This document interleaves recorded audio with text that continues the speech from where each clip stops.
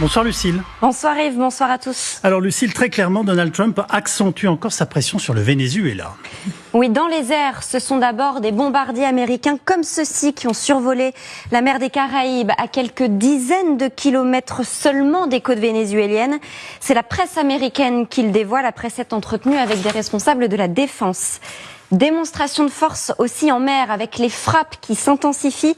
Ici contre un harbor soupçonné d'appartenir au cartel ciblé dans les eaux des mers Caraïbes. Un autre cette fois-ci dans le Pacifique, sans compter le déploiement d'un 8e navire de guerre dans la zone. 40 morts au total, 6 ces dernières heures. Au sol, les exercices ont commencé. 50 Marines suivent une formation intensive dans la région, précisément au Panama, à la frontière de la Colombie. Exercice de survie, combat en milieu tropical. Nous sommes à 500 km seulement du Venezuela.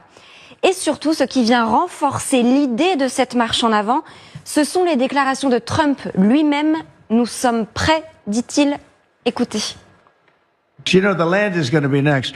We have never made progress like we've made. The sea drugs are almost dead. And the land drugs are much more dangerous for them. It's going to be much more dangerous. You'll be seeing that soon. And Mr. President, if you are declaring war against these cartels and Congress is likely to approve of that process, why not just ask for a declaration of war? Well, I don't think we're going to necessarily ask for a declaration of war. I think we're just going to kill people that are bringing drugs into our country. Okay? We're going to kill them. You know, they're going to be like dead. Officiellement, le but de ces opérations est toujours le même, la lutte anti-drogue. Le Venezuela est accusé d'être le complice, voire l'organisateur d'un des principaux cartels. Washington s'affranchit des lois internationales et n'a fourni aucune preuve. Et côté Venezuela, le président Maduro, lui, évidemment, montre ses muscles. Oui, pour Nicolas Maduro, la guerre a déjà commencé. Déploiement de milliers de soldats le long des côtes, rappel des réservistes et batteries antiaériennes en état d'alerte. Écoutez.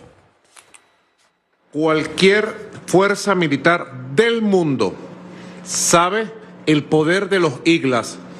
Y Venezuela tiene nada más y nada menos que 5.000 IGLAS en los puestos claves de la defensa antiaérea para garantizar ¿qué?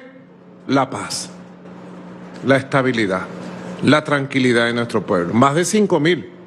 Estos equipos de simulación nos colocan en una situación de buena puntería de miles, hasta en la última montaña, hasta en el último pueblo, hasta